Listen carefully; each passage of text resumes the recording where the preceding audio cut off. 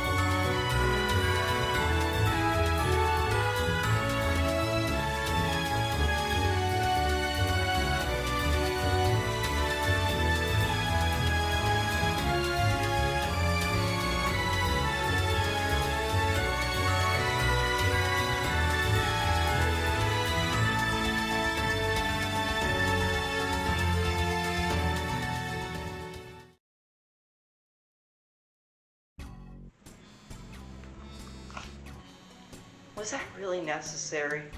Turn around. Did I really get anything from doing that? Oh look, it's Wario. Oh boy! Ah!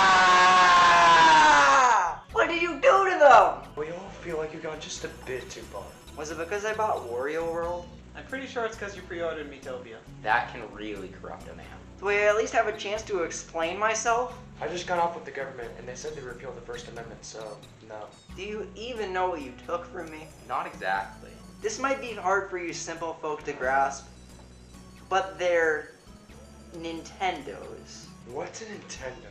Can I reproduce? Are any of you familiar with the Wii? You mean the white rectangle with Fling Smash? You don't know what a Wii is, but you've heard of Fling Smash? Who hasn't heard of Fling Smash? Let's go back to the very beginning, aka 2006. This was the year I was born. It's when the Wii came out. Oh! I don't remember when I got the Wii, but it was early enough to the point where I feel like I was born with it. My first game for the system and the first game I ever played was Wii Sports, mostly because I didn't have a choice. First impressions are everything, and as an introduction to gaming as a whole, Wii Sports was magnificent. It provided me with dozens of hours in tennis, baseball, golf, bowling, and not boxing. After that, I kept getting more games for the system, such as New Super Mario Bros. Wii and Super Mario Galaxy. These games shaped how I view gaming, but they also made me realize that I was a Nintendo fan. But what did you do after that? Genocide. I got a Wii U, and I'm kinda embarrassed to say that I grew up with this thing. I used it to mostly play Mario Kart 8 and my old Wii games. It wasn't the best time to be a Nintendo fan. But the thing is, I hadn't yet made any purchasing decisions of my own when it came to games. But in 2017, after I watched the Nintendo Switch presentation, I said, Mom, I want that. So on my next birthday, which was about a month after the Switch launched, I got it, with Just Dance 2017. And then I got Mario Kart 8 Deluxe. Oh. I was pretty content with my Switch for a while, but eventually, I wanted more. I saw people raving online about how the GameCube was the greatest video game console of all time, and I too wanted the experience of being wrong. So you eventually got one? No, I got two. The main game I got with the system was Paper Mario: The Thousand-Year Door. I loved Super Paper Mario, and I played Paper Mario 64 on the Wii U Virtual Console. But I despise Sticker Star, and Color Splash wasn't that good. The only Paper Mario game I had yet to play at this point was Thousand Year Door, so I got the game and I immediately fell in love with it. The characters, mechanics, and world made this game a treat to experience going in blind. I can easily call it one of my favorite games of all time. But that still wasn't enough for me. I wanted a Nintendo 64, so I got one. It was fine. Its library just isn't as wondrous as the GameCube's. The GameCube had so many fun and interesting games to collect and play. The Nintendo 64 just doesn't do anything as interesting. Now the SNES, I don't have too many games for it, mostly because I haven't had it for that long. But the games I do have for it are quite good, housing a variety of different gameplay styles. They're all Mario games. And that's my life up until now, and that's why I'm here. By the way, what do you think is the best way to get you to not care about it anymore? I don't usually give my kidnappers advice, but because it's Christmas, I'll make an exception. If you bring up a game with no ties to a beloved Nintendo property, I might forget a few things for a second or two.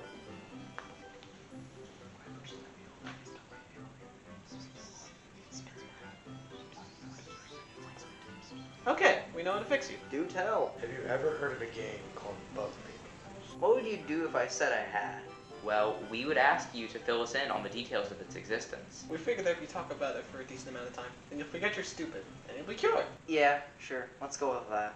Indie games, they're like a marriage. I don't understand them most of the time, but I'll go along with it. I haven't played all too many of them, and it isn't because I don't think they're all too interesting. I love it when companies like Nintendo are proud of showing off third-party games and what they have to offer. That doesn't mean I'll buy them, though. Oh, come on, they were popular. That means you have no excuse but to play them. Stalin was popular. Don't ask me why, but every time I see one of these games in a Nintendo Direct or something like that, my immediate reaction is to get up and grab a snack because this isn't a big announcement and I probably won't care about it. But I do have to admit that some indie games are pretty great. I've played a decent bit of Undertale as well as Cuphead, and I absolutely loved them. They have such distinct art styles and the gameplay in both is extremely fun.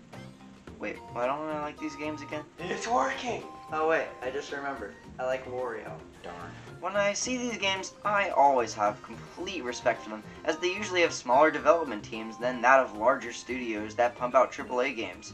And these games come out just as good, or sometimes even better than AAA experiences. But it's just that unless I see big names like Kirby or Zelda, I'm not going to turn to the screen and go, oh my god, what? And I don't think that that's a very healthy mindset, but then again, I usually think to myself that at least someone out there cares about the game. Just get to the cockroaches already! Bug Fables is an RPG developed by Moonsprout Games that was released in November 20th of 2019 for Windows. It was also later released on other platforms in the following year. But what was this game's appeal? Why would I ever want to buy it? I'm sold. And this game is based on the original style of Paper Mario, not the dark side. Now to address the elephant in the room... Wait a minute, there's no elephant here. Oh, I'm sorry. I didn't know you played the Virtual Boy. I heard that caused blindness. Paper Mario the Origami King released less than a year later, and it was fine. I think it's way better than these two games ever were, but it still had that modern Paper Mario spunk to it. It just felt like there were so many ideas conflicting, and the end result was kind of mixed. Again, it isn't anything as bad as these two, but it definitely doesn't reach the heights of the original trilogy. So if even the Paper Mario developers can't get the formula right, how could a mid-budget indie game like this expect to do anything as good as the originals? Is such a thing even possible? So is it possible? I would tell you about it, but my save file for the game is on my Switch, and I can't really tell a person about it because they robbed me. Well, you should get it on Steam.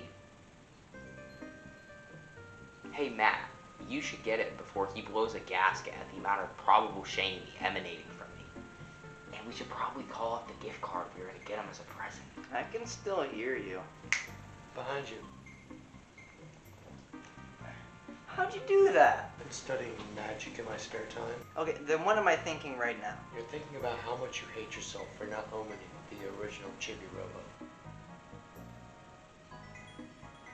How about just playing the game now? I'm actually really interested about hearing this. Are you really? No. Well, with all of that out of the way, this is Bug Fables. Wait, there are going to be transitions now? Yeah. Huh. Weird.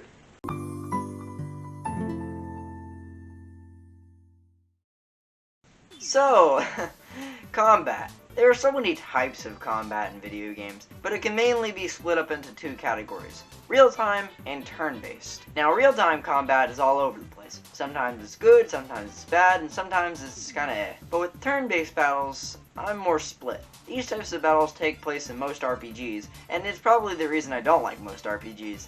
They have such abundant and long battles, with it sometimes taking several minutes to take out a single enemy. And most of the time when I'm in these battles, my thumb does just the unthinkable. This is the reason I like Paper Mario a lot more than most RPGs. It actually makes me think about what my thumbs are doing. Every time you bust a move, you have to perform what's called an action command that will determine if you pull off a move successfully. But are they hard? Are they difficult? No. They might not be all too difficult, but they keep my brain active throughout the duration of the battle. And are these battles hard? Are they difficult? No. That's my one gripe with the battle system in these games. The enemies aren't very hard to take down.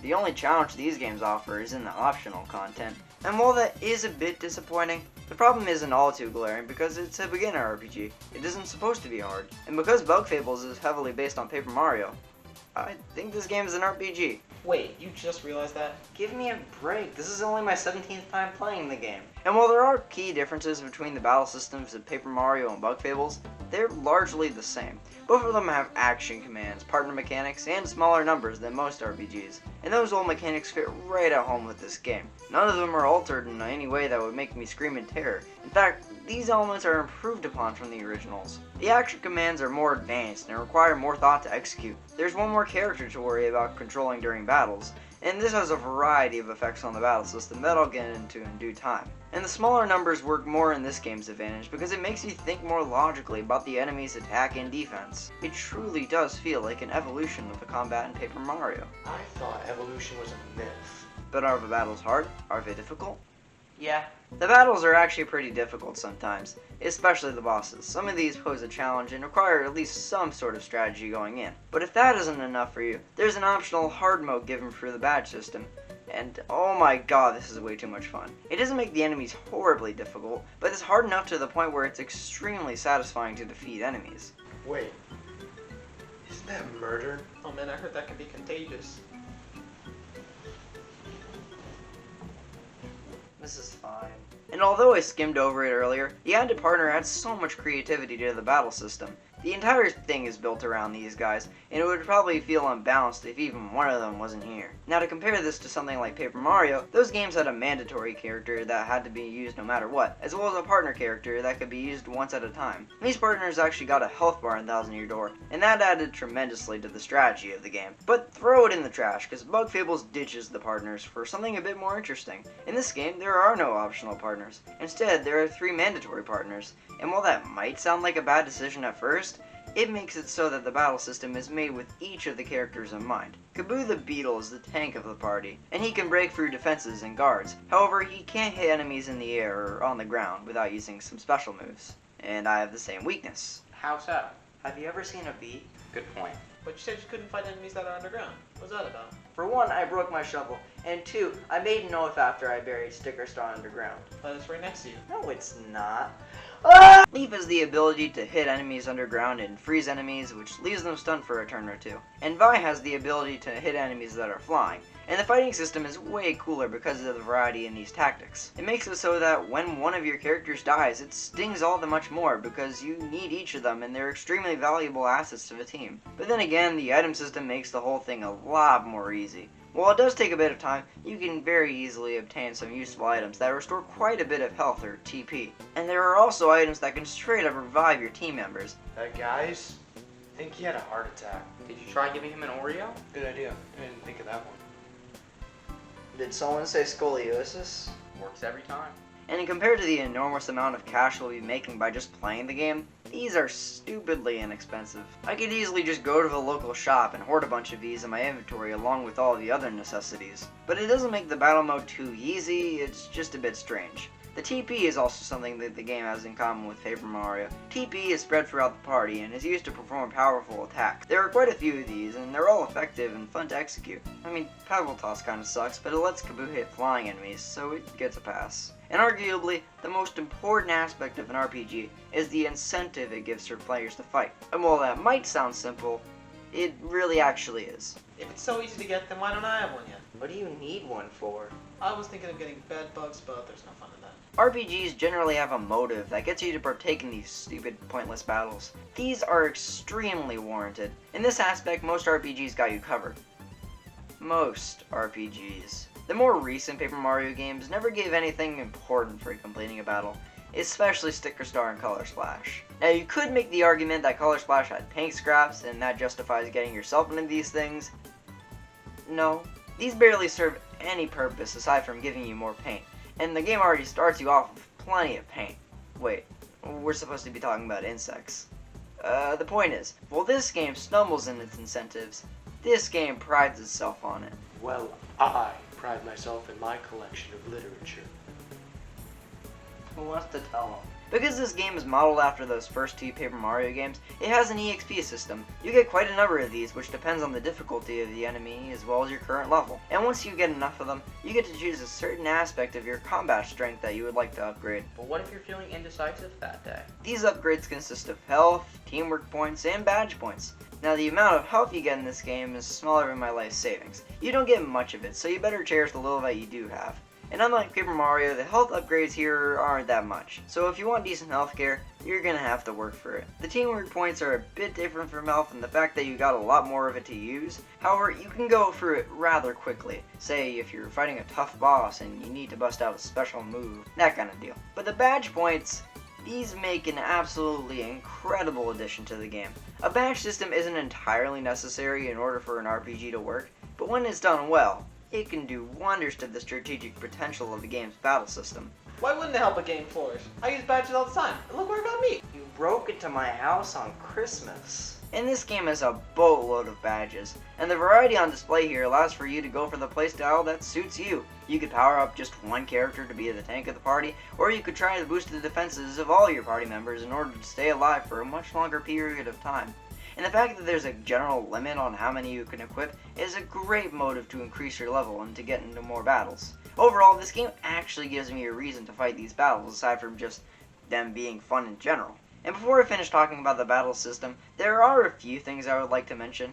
For one, the Bug Me Not badge. It would be a sin not to mention it. This badge is an absolute lifesaver. What this badge does is let you defeat enemies without battling them if they're too weak for you. And given the fact that the enemies that don't give you any XP are still pretty tough to beat up, this badge is a must. Also, when in battle, the party member in the front has a stronger attack, but is also more prone to being assaulted. I think that's a pretty neat thing to add into the combat. It has more strategy without overpowering the player, and that's the entirety of the battle system.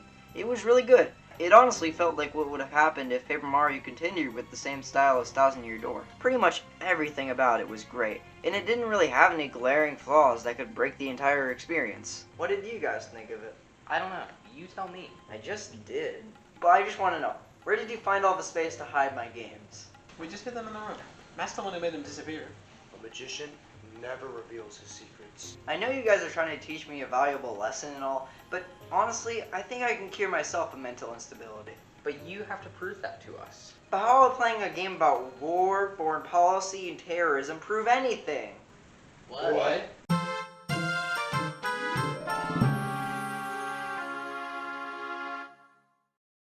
One notable aspect of RPGs are their long-winded and never-ending stories, and most of these are a love it or hate it situation for me. Oh, come on. How could anything be wrong with a piece of literature? Have you ever read Moby Dick? My main problem with a good portion of stories in RPGs is just the fact that some of them are too long and convoluted for their own good. Like, I played through Final Fantasy VII, and I feel the need to crack out of the source because I had no idea what was going on. Maybe it's just me, but I can't keep up with a large amount of what stories and RPGs are shoving down my throat. My level of reading knowledge is up to Captain Underpants and Prisoner of Azkaban. This is too much. Which is why when in an RPG with a rather simple story, it's quite relieving. In a game like Paper Mario Thousand Year Door, the plot is creative and has incredibly fleshed out characters, but it doesn't take much effort to get invested in it. It does what it needs to do to provide a good and fun story, and it doesn't try to overcomplicate things. And that's why I love the story of Bug Fables so much. It does a lot of things with its character and world, but at the end of the day,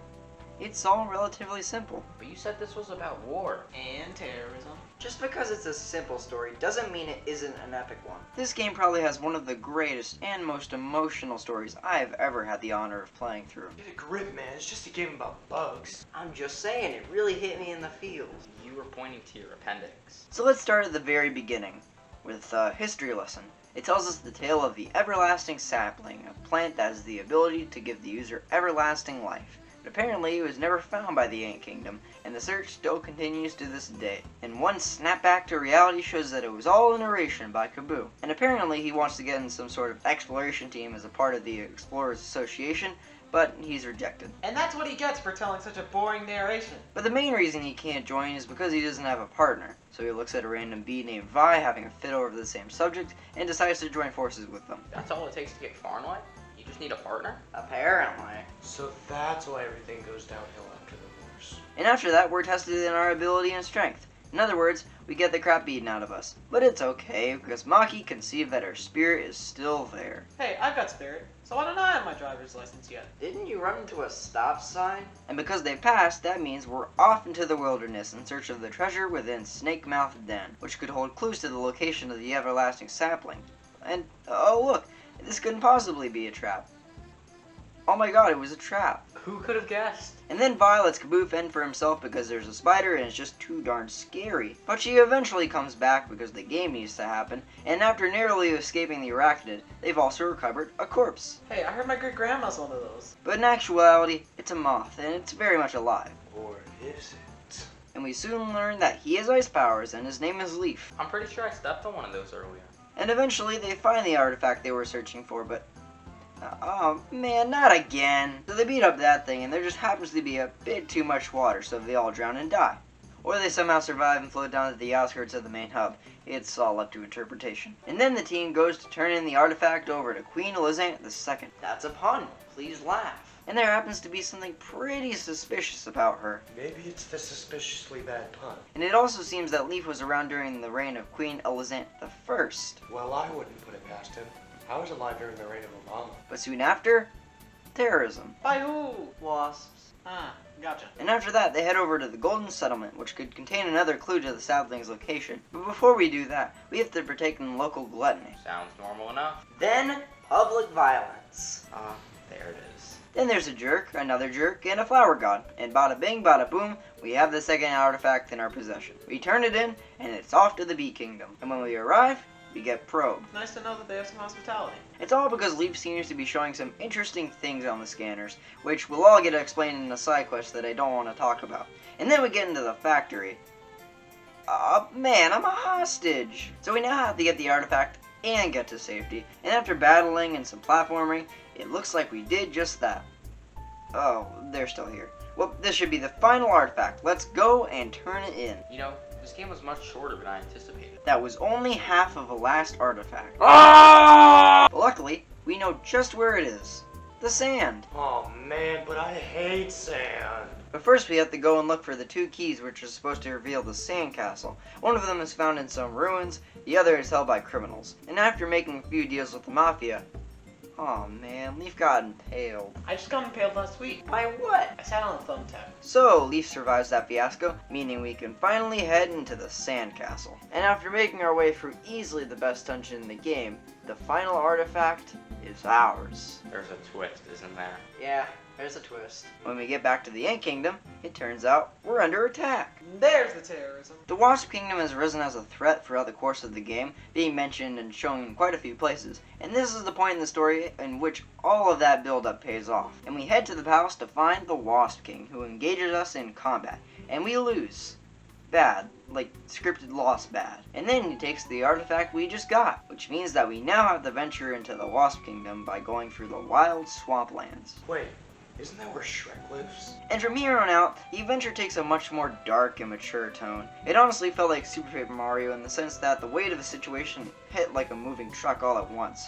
Moving on, once we get into the wild swamplands, Kaboo seems a little on edge, and the leaf bug tribe in the area isn't making things any easier. And it also turns out that there's a huge monster lurking about. Soon enough, Kaboo confesses that he lost the lives of his previous exploration team to the monster that inhabits the area. Kaboo is usually a very calm person in the game, always seen as a bit of a chivalrous leader. This is one of the few times in the game where he's vulnerable, at least emotionally. And this becomes so much more clear when the fight with the beast itself comes. Instead of backing away, Kaboo stands his ground, risking the lives of his friends and almost losing them entirely.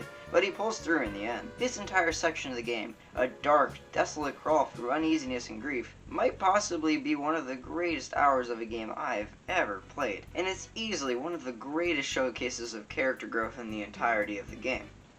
He should just go to therapy. Once that's over with, it's time to actually enter the Wasp Kingdom, which turns out to be a very small part of the chapter itself. It doesn't take too long to reach the boss, who's kind of a pushover. But it all turns out that it was a setup in order to draw us away from the Ant Kingdom so the Wasp Kingdom could perform a sneak attack on the palace. It's even funnier the second time. And once we get back, everything seems to be fine, but in reality, the palace is under attack by the Wasp King. And this time, he takes all of the artifacts. This is probably the lowest point for the story, so out of respect, let's take a moment of silence.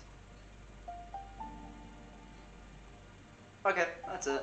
Throughout the game, Queen Elizabeth II isn't exactly seen as the kindest person, at least compared to how Queen Elizabeth I was described. She can come off as a bit brash from time to time and needs to work on socialization. What a dumb and stupid story would have done was turn her into the twist villain of the story, as she would be seeking the power and glory that came with the sapling. But no, she just wanted the sapling because she didn't think she was fit to be a ruler. And her mother was actually still alive, having been put into eternal sleep by a large crystal. And this is honestly better than any twist villain could ever give, because instead of leaning into the suspicion of the queen, it goes for the less obvious and builds upon the personality traits already shown by her dialogue and character. This is something I commend the story for doing, and it makes for a great turn of events. Moving on, we now have to head for the Giant's Lair, which is where the everlasting sapling is said to be held. But apparently, the wasps had already hijacked the boat at the pier. Not the boat. So the alternative is obviously political conflict. As it always should be. After waddling our way through the Forsaken Lands, we come across the Termite Kingdom in order to borrow any boats they have, in which they don't agree to, unless we can come out on top in the Colosseum. So we do that, and oh my god, not again. So after we beat them again, we can then use the submarine the termites have to travel to the rubber prison, which holds the entrance to the Giant's Lair. This section goes on for quite a bit, but at the end of it, the boss is just a tank. Now the story's got some meat on its bones. After kicking it to high heaven and receiving a charm that weakens the Wasp King's fire attacks, which is awfully convenient, the journey into the Giant's Lair finally begins. After braving through the Deadlanders and a giant freezer, we come face to face with the Lost Roach civilization, which stayed there in order to protect the sapling. Soon debate ensues on what should be done with the sapling, as the Queen feels it should be destroyed due to all of the destruction it caused Bulgaria's residents, driving some on a conquest for power and glory, which only led to death as many tried to search for the sapling, but died in the process. After the debate is done, it's decided that that's what should be done with the sapling in order to keep peace stable throughout the land. You lost me like 5 sentences ago. And then the time comes. The final battle. For me, this is one of the most climactic moments in all of gaming. Every plot line, every character journey all builds up to this point. And it's masterful. And there's a second phase. No way! The sapling turns out to have been dead this whole time, so the Wasp King eats it, which works. And after a well-fought battle, it's all over with, and the Wasp King turns into a tree. At least he's contributing to the oxygen levels. And soon after, celebration, which singles the end credits. That was the story of Bug Fables. It was really, really good. I mean, if it has a B in it, it can do anything. So now that I've talked about the game from beginning to end, can I have my Nintendo games back now? But you haven't talked about the side quests yet! I don't want to talk about every one of those. So, how does the game look? How does it feel? Yeah, I'm fine with answering that question.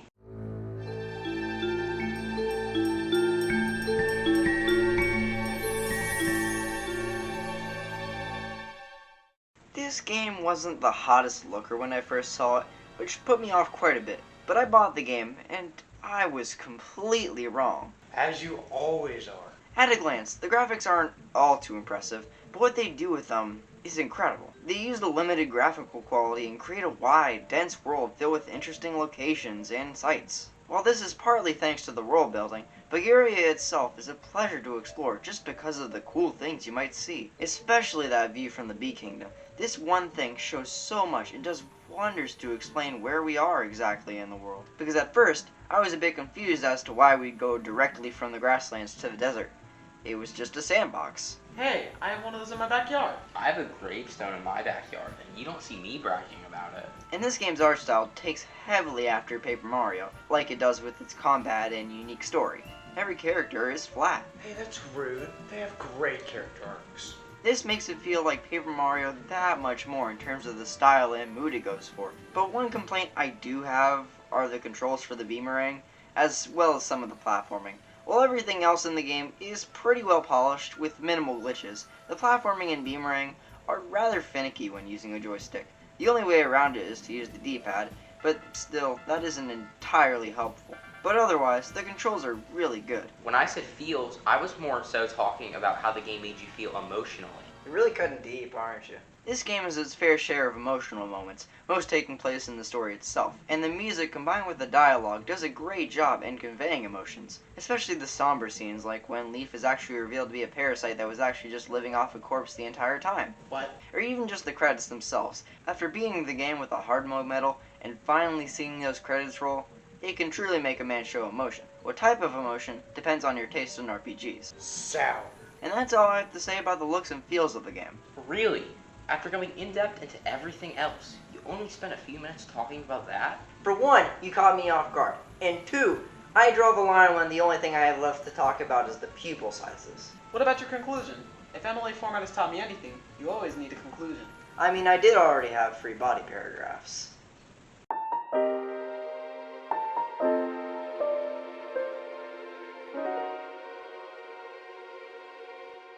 This game is easily the best attempt in recent years to revive a fallen game franchise such as Paper Mario, a franchise that isn't dead, but might as well be. Those first two games were in an entire league of their own when it came to talking about how passionate the fans of those games can get. Now, while a great number of people do still debate that Sticker Star and Color Splash are better than these two, and even this, it still doesn't help their case that they're wrong. But hey, these are all just opinions at the end of the day. Although, the point still stands that this is a great revival of the formula that those first two Paper Mario games set out. And the timing of this coming to the Switch couldn't be more perfect. It was a time of desperation after being more than a decade apart from an actual good Paper Mario game, and it had been quite a few years since the disappointment of Color Splash. So finally having a Paper Mario clone to stall the time until a good Paper Mario entry was great. I should have put more emphasis on good. Paper Mario the Origami King was announced very soon after the release of Bug Fables onto the Nintendo Switch, and it was fine enough. It just wasn't that great in terms of what the fans of the series wanted. Ever since the failure of Sticker Star, Nintendo has only been taking little baby steps towards good writing and gameplay, and Bug Fables goes beyond anything this game did, outside of its graphics, but what are you gonna do? This shows through and through that Bug Fables can even put a test up to modern day Nintendo. But the thing is, it honestly wouldn't be that hard for Nintendo to make a game like this. If they just swallow their pride and stop whining about how Mario games can't have stories or how Mario can't go back to the RPG style, they could actually make a good game. But instead, when I play this game, I feel as if there was a divide amongst the development team itself on how creative they could be. It's like, okay, we can't have characters with unique names, and then someone else had the best idea for a prank. Bug Fables has none of that. It's honest and good all the way through, giving Paper Mario fans what they actually want. So from the bottom of my heart, thank you Moonsprout Games for one of the most incredible journeys I have ever been on. All that talk makes it seem like you're really starting to not want any of your Nintendo games back. Oh no, I'd still like them back. Too bad. What? I burned all of them to the ground thinking that you started to dislike them. So your response was to become an arsonist? You seem to be unreasonably calm. Are you hiding something? While you may not have noticed, it's Christmas. So? That means I can use a wish list to get everything back. Santa can reverse the power of flames? Not sure. Let's call him.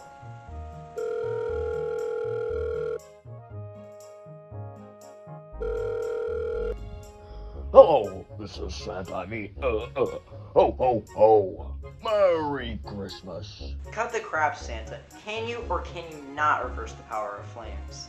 Would it be cost effective to do so? Well, I have the economy on my side.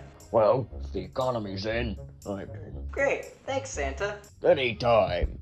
When did you get Santa's phone number? I hit him with some fireworks one time on July 4th. Well, nothing can hurt a holiday icon as much as the good old American way. The repair service should be here in a few hours.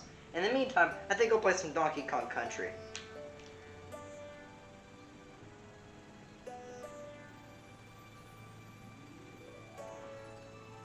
Aw man, not again.